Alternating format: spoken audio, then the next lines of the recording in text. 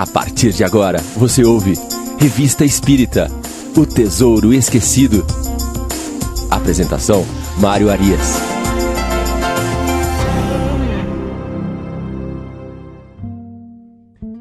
Olá, amigo ouvinte da Rádio Idefran. Eu sou Mário Arias e este é o programa Revista Espírita, O Tesouro Esquecido. Caminhamos juntamente com Allan Kardec na saga que foi a construção da doutrina espírita através da análise dos artigos da Revista Espírita. Nosso programa de número 26 caminha pelo mês de julho de 1858. No programa passado, iniciamos a análise do artigo O Tambor de Berezina. Este artigo está localizado no bloco da Revista Espírita, destinado a palestras familiares de além-túmulo. Neste bloco, Kardec nos traz comunicações extremamente interessantes ocorridas na Sociedade Espírita de Paris. Lembrando que Kardec nos informa que essas comunicações de espíritos ordinários, como ele chamou, espíritos comuns, são muito instrutivas, porque nos trazem, além de confirmação daquilo que está embutido na doutrina espírita, nós temos também uma visão da vida desses espíritos no plano espiritual. Podemos perceber através dessas comunicações as suas sensações, o seu entendimento, o seu conhecimento a respeito da evolução espiritual. Enfim, sempre através desses diálogos nós conseguimos extrair ensinamentos bastante interessantes. Este artigo, aqui citado, que nós começamos a avaliar no programa passado, faz parte desse conjunto de diálogos que trazem consigo grandes ensinamentos. Trata-se da comunicação do espírito de um militar, cujo trabalho era ser tambor. O militar tambor é aquele que transmite a partir do som os comandos dos oficiais. Então ele atua no campo de batalha com um tambor, fazendo os sons, e cada som que ele emite transmite às tropas que estão ali naquela batalha uma determinada ordem. Esse oficial, esse soldado, ele se identifica como Célima. Nascido em Paris, ele teria servido sob o comando de Napoleão Bonaparte, atuou na Batalha de Berezina, na Rússia, e desencarnou aos 45 anos, de fome e frio no campo de batalha. Ele informa que ele não desencarnou nesta Batalha de Berezina, mas ele ali combateu. A comunicação se deu através de uma série de reuniões, onde o espírito começa a se manifestar a partir de batidas na madeira. Depois ele vai passar a executar fenômenos físicos, como suspensão dos móveis, arranhões, etc. Depois ele começa a se comunicar com os participantes daquela reunião pela tipologia. A tipologia é a comunicação baseada em batidas. Essas batidas, elas representam muitas vezes letras do alfabeto, ou então respostas como sim ou não. Então essa foi a primeira forma que esse espírito encontrou de se comunicar com aquelas pessoas que estavam ali participando daquelas reuniões. Posteriormente, ele passa para a psicografia, uma metodologia muito mais rápida de comunicação, e ele começa então a confirmar as informações que ele havia dado anteriormente pela tipologia. E ele traz esta comunicação que nós estamos aqui estudando, muito rica do ponto de vista do estudo. A partir dessa comunicação, Kardec menciona pela primeira vez o espírito de verdade. O espírito de verdade é identificado como o governador do planeta, que preside o movimento de regeneração da Terra. No programa anterior, nós destacamos algumas referências na própria Revista Espírita a respeito deste, que é o espírito mais importante da codificação. Nós convidamos então aos ouvintes que não acompanharam o programa anterior que ouçam através do nosso canal do YouTube. Basta ir no canal do Idefran do YouTube e ali você vai encontrar todos os episódios do Revista Espírita, O Tesouro Esquecido. Também está disponível o nosso programa em formato de podcast no Spotify. Muito bem, nós seguiremos então com a segunda parte deste artigo, bastante interessante, que é o tambor de Berezina. Na pergunta ali 22 até a pergunta 26, esse espírito vai falar da sua condição como desencarnado e do entendimento que ele tem do seu processo evolutivo.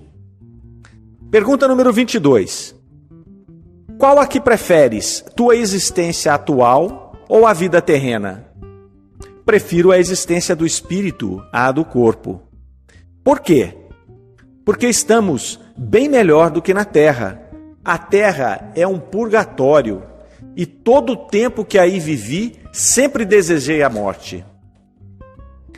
Pergunta 24. Sofres em tua nova condição? Não, mas ainda não sou feliz. Ficarias satisfeito se tivesses uma nova existência corpórea? Sim, pois sei que devo elevar-me. Quem te disse isso? Eu bem o sei. Então, nesse conjunto de perguntas e respostas aqui, esse espírito vai demonstrar o conhecimento da sua condição original de espírito. E, portanto, ali ele compreende que a sua situação natural é a da erraticidade, é fora do corpo físico. Porém, é interessante que ele também compreende a necessidade da encarnação para o processo de elevação do seu espírito. E ele vai fazer essas constatações de uma forma muito natural, muito intuitiva. Quando na pergunta 26 ali, eles questionam, quem te disse isso, que você precisa de reencarnar para se elevar? E ele diz, eu bem o sei. Então não é algo que lhe foi ensinado pela resposta que ele deu aqui. Ele simplesmente sabe, o seu espírito sabe que para o processo de evolução, ele precisa de reencarnar. Ele precisa de novas provas no plano terreno para que ele possa galgar os degraus da sua elevação. A entrevista segue, então, explorando a forma e a sensação dos espíritos. Ele vai tentar compreender como é que esse espírito se sente no plano espiritual e como ele vê a sua forma, como é que ele se apresenta, como é que ele se enxerga. Pergunta 28. Vês outros espíritos ao teu redor? Sim, muitos. Como sabes que são espíritos? Entre nós, vemo-nos tais quais somos. Com que aparência os vês?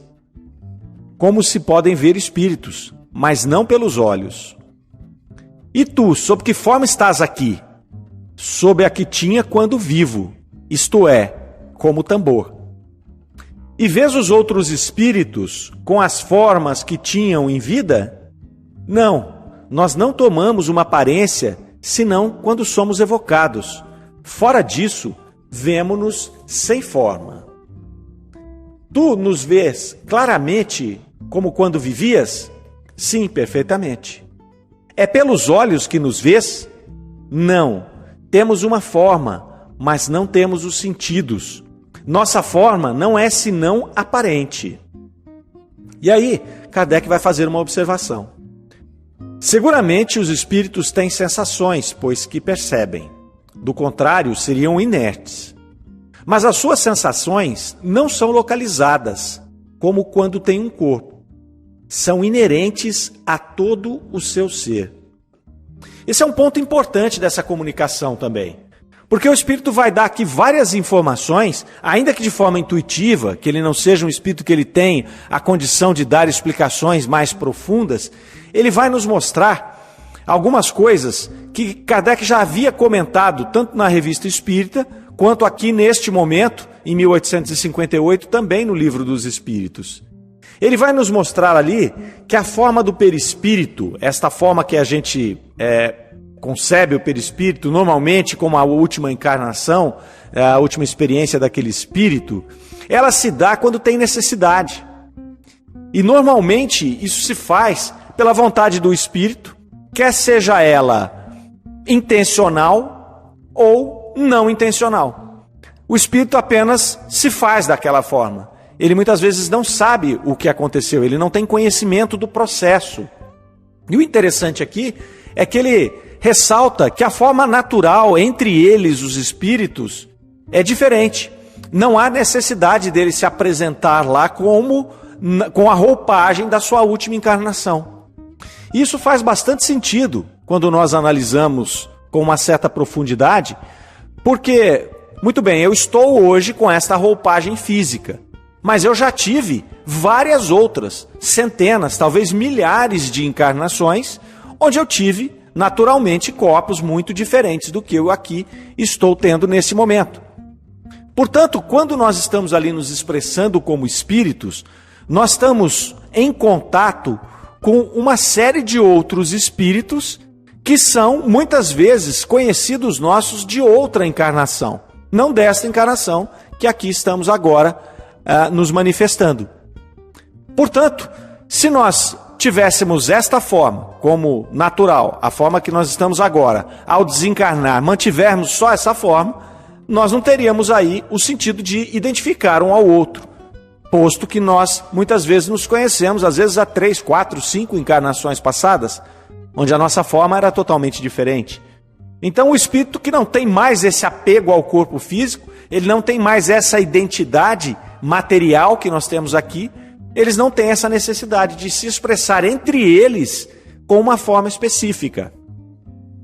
Agora, quando ele é evocado, quando ele se apresenta, seja para um médium vidente, seja para um outro espírito em sonho, seja numa aparição tangível, quando ele vai tornar o seu perispírito visível a todas as pessoas, não só um médium vidente, nesse momento, sim, ele toma a forma que ele desejar ou que ele necessitar naquele momento. O que o Espírito aqui nos disse, que ele naquele momento em que ele foi evocado, se estivesse ali um médium vidente observando aquele movimento, ele o veria como um tambor. Quando ele diz que ele estava ali como um tambor, ele está dizendo fardado. E não seria incomum se ele tivesse com o tambor dele, que é o equipamento que ele usava. Ele estava conectado. Quando ele se apresenta como um tambor, ele estava conectado com aquela identidade, daquele posto militar que ele ali se expressou na sua última encarnação. Outro ponto importante aqui é quando ele fala que vê, mas não pelos olhos. Nós já chamamos a atenção para este fato aqui no nosso programa, em outros episódios, de que o perispírito não tem órgãos. E que na erraticidade, enquanto espíritos, nós não temos os 5 sentidos. Então o espírito vê por todo o seu ser. Ele vê por todo o seu perispírito. Ele não precisa de equipamentos como nós temos os olhos para ver, os ouvidos para ouvir, a boca para falar. Então ele vai se comunicar através do pensamento, ele não vai se comunicar através de palavras, porque o perispírito não tem cordas vocais, o perispírito não tem boca. Poxa, mas eu vi um espírito e ele tinha boca. Ok, ele, como ele disse aqui, ele, na verdade, ele apareceu, ele se manifestou naquela forma. E aí sim com os seus órgãos. Se ele estivesse falando com você, ele estaria ali emitindo sons. Emitindo, na verdade, fazendo ali os movimentos labiais. Mas a comunicação dele com você vai ser em pensamento. O perispírito não tem órgãos para isso. Muito bem, aproveitando ali que o espírito trazia essas informações tão interessantes, o diálogo vai continuar agora explorando o fenômeno físico propriamente dito. Eles vão querer saber como é que se dava aqueles fenômenos físicos, que foi a forma pela qual o espírito se aproximou daquele grupo. Então ele se aproximou através de batidas, de arranhaduras nos móveis, de suspensão da mesa.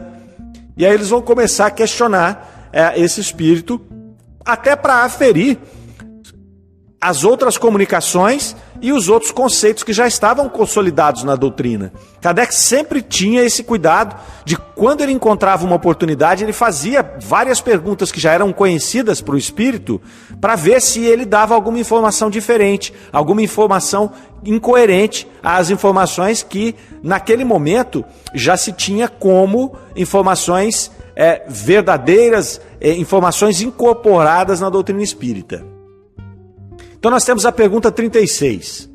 Quando bates, estás sobre a mesa, debaixo dela ou na estrutura da madeira?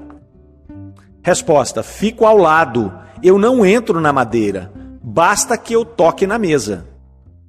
Como produzes os ruídos que fazes ouvir?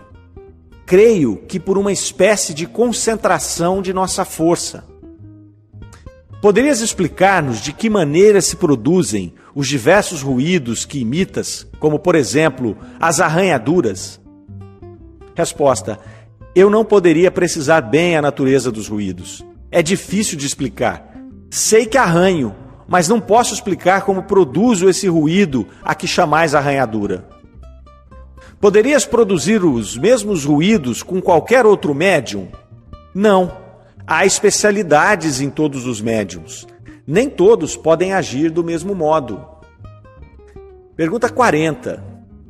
Vês entre nós, além do jovem S, o médium de influência física por cujo intermédio se manifesta o espírito, alguém que te possa ajudar a produzir os mesmos efeitos? Não vejo ninguém. Com ele estou bem aparelhado a fazer. Por que com ele e não com outrem? Porque eu conheço bastante e também por ele ser mais apto que qualquer outro para este gênero de manifestações. Tu o conhecias há muito tempo? Desde antes da presente existência? Não, eu o conheço há pouco tempo. Fui de certo modo atraído para ele, para que fosse o meu instrumento. Pergunta 43. Quando a mesa se ergue no ar, sem ponto de apoio, quem é que a sustenta? Nossa vontade, que a obrigou a obedecer-nos, e ainda o fluido que lhe transmitimos. Aí tem uma observação de Kardec. Esta resposta vem em abono à teoria que apresentamos nos números 5 e 6 dessa revista, sobre as causas das manifestações físicas. Então aqui esse espírito, ele vai trazer tudo aquilo que Kardec já tinha explicado, lá nos itens 5 e 6 da Revista Espírita, nos volumes 5 e 6, e que falava das manifestações físicas. Ele vem também corroborar com comunicações de vários outros espíritos que haviam sido dadas em vários lugares diferentes, com vários tipos de médium. Então são informações aqui bem interessantes. Ele vai falar da especificidade de cada médium. Então ele vai dizer aqui, né, que para produzir os ruídos ele usava o médium Sr. S. Kardec tem por costume não identificar os médiuns. Então ele vai dizer que para os efeitos físicos ele usava o Sr. S. Para a psicografia ele estava usando um outro médium. Então cada médium tem uma aptidão para um tipo de fenômeno. Outra coisa importante que ele vem nos trazer aqui, que já foi falado nesses outros episódios aqui da revista, é a respeito de como se dá o processo, de que o espírito não levanta a mesa. Na verdade, ele emite os seus fluidos para a mesa e comanda a mesa através do seu pensamento.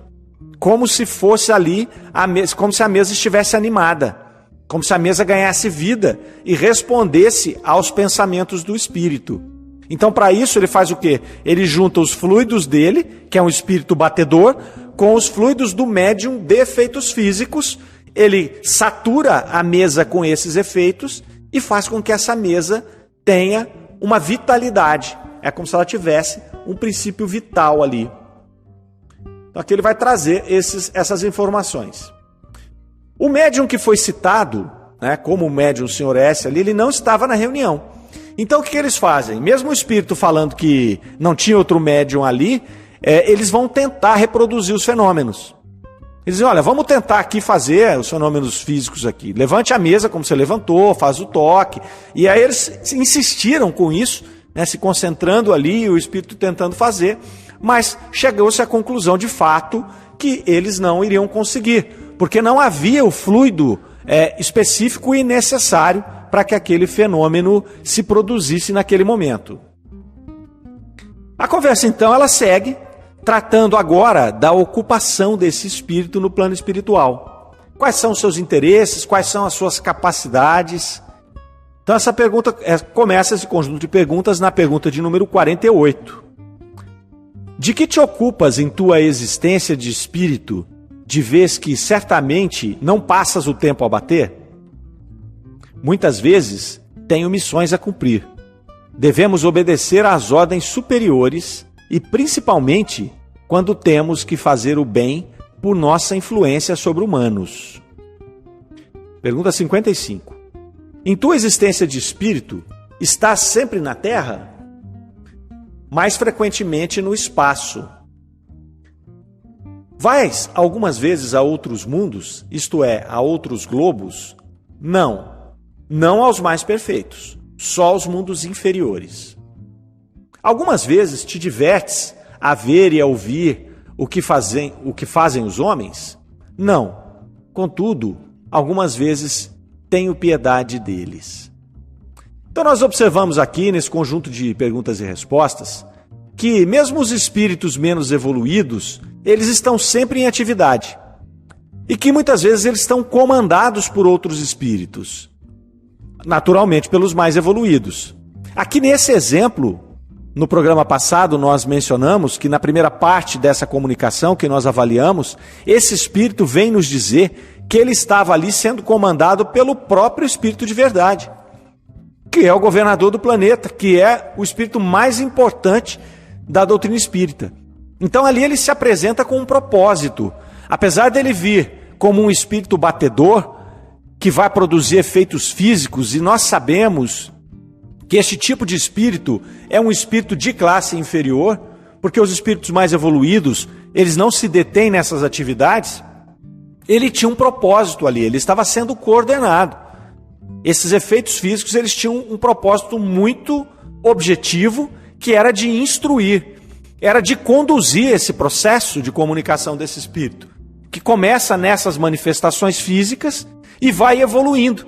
Então ele começa só fazendo os barulhos, evolui para a tipologia, em um diálogo, onde aquele espírito que antes só fazia os efeitos físicos passa a se comunicar através das batidas, respondendo sim, não, respondendo através das batidas, formando letras e formando frases.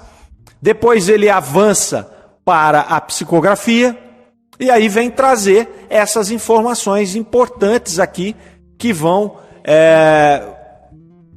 nos trazer luz a uma série de situações que novamente já eram conhecidas, mas que necessitavam de confirmação, de tão espetaculares que eram.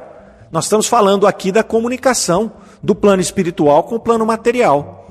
Se até hoje nós temos, em muita medida, incredulidade com relação a isso, nós, os próprios espíritas, muitas vezes nos apresentamos incrédulos com relação aos fenômenos de comunicação do mundo espiritual com o mundo material. Imagine os materialistas, os não espíritas, mesmo os religiosos, nossos irmãos que professam outras crenças, eles não admitem essa comunicação. Eles não admitem a continuidade da vida como nós espíritas, né, ou como os espiritualistas, na sua grande maioria, admitem, que é uma continuidade através de reencarnações. Muitas das religiões convencionais, elas acreditam na ressurreição. Ou seja, se eu estou aqui hoje, encarnado como Mário, em muitas dessas religiões é a minha primeira e única encarnação. A partir do momento em que eu desencarno, eu fico, muitas vezes, quando não vou para o céu, para o inferno, eu fico num purgatório, em algum lugar ali, esperando o momento da ressurreição. E quando eu vier a ressuscitar, eu continuarei a minha existência da mesma forma como eu deixei aqui, nesse momento em que eu estou. No meu caso, como Mário. Obviamente, as doutrinas espiritualistas, as orientais, muito mais antigas que a doutrina espírita, e depois a doutrina espírita, vem nos trazer outro conceito. Vem nos trazer que nós somos criados simples e ignorantes, com o objetivo de evoluir, e que nós vamos alcançando essa evolução através das nossas experiências corporais. Começando lá nos reinos mineral, onde nós ali capturamos, né, as experiências de atração e retração, passando pelo reino vegetal, onde o nosso princípio espiritual, ainda não podemos chamar de espírito, porque nós ali naquele momento, né, no vegetal, como no exemplo, eu ainda não tenho uma identidade definida, eu não tenho a consciência da minha identidade. No momento em que eu estou lá me expressando como um princípio espiritual em um vegetal, eu estou ali fazendo os primeiros contatos com o mundo exterior, irritabilidade, busca por alimentos através do solo, através da captação da água, fotossíntese. Então, nesse momento ali, o princípio espiritual, ele vai acumulando este contato com a natureza, esse contato com o meio em que ele vive. Depois nós passamos para os animais e vamos ter várias encarnações no mundo animal, onde nós já vamos ter ali a interação com outros seres da nossa espécie e de outras espécies, a luta pela sobrevivência, o cuidado com a prole. Toda uma série de características que vão formando, preparando esse princípio espiritual, que vai, depois de concluída a sua passagem pelo reino animal, passar a ter outras experiências ainda no plano animal, mas em outros mundos mais evoluídos, com animais que nós sequer conhecemos a sua característica, muito mais evoluídos do que aqui os nossos primatas, que são os mais evoluídos que nós conhecemos.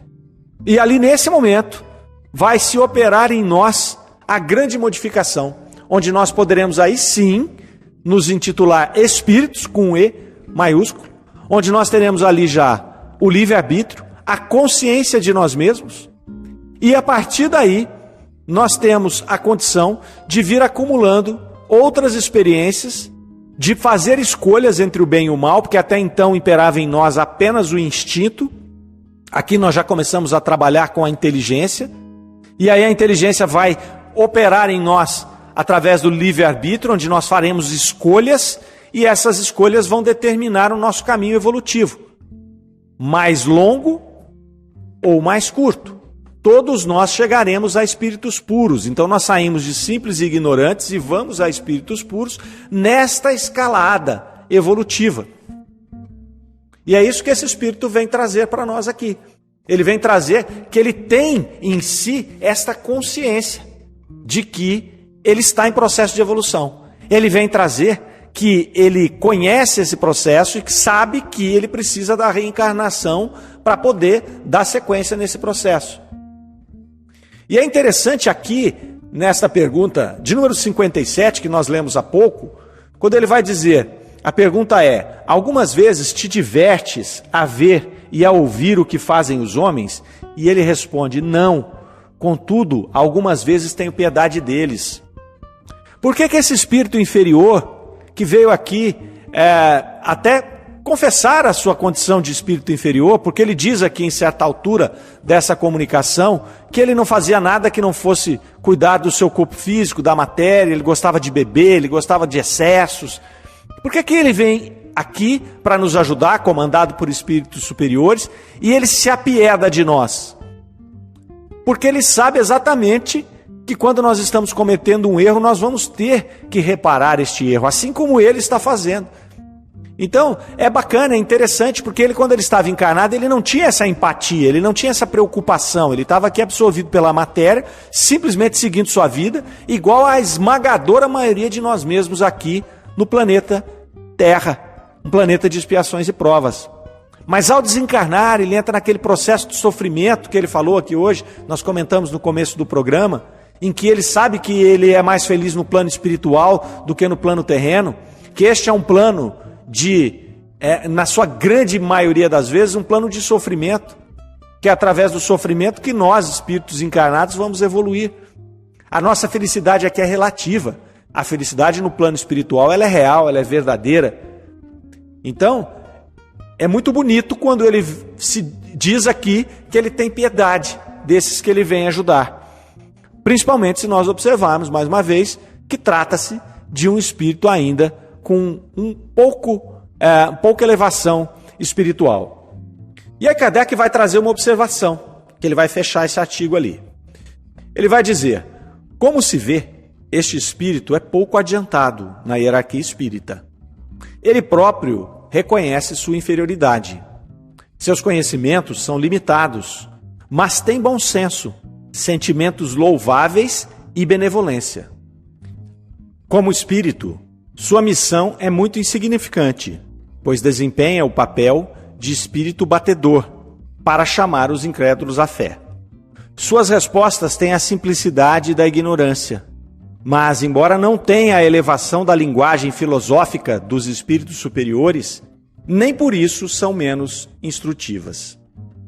E com essa observação, Kardec conclui esse artigo rico em ensinamentos, confirmações de conceito, demonstrando mais uma vez a importância das comunicações de espíritos de todas as ordens para a compreensão da doutrina espírita e os seus desdobramentos.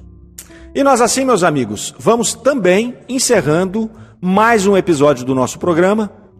Nós agradecemos a companhia de todos, rogamos a Deus que os senhores tenham uma iluminada semana e que estejam conosco, estudando a doutrina espírita na próxima semana. Você ouviu no próximo Revista episódio Espírita, do Revista O Tesouro Espírita, Esquecido. O Tesouro Esquecido. Fiquem com Deus. Um grande abraço.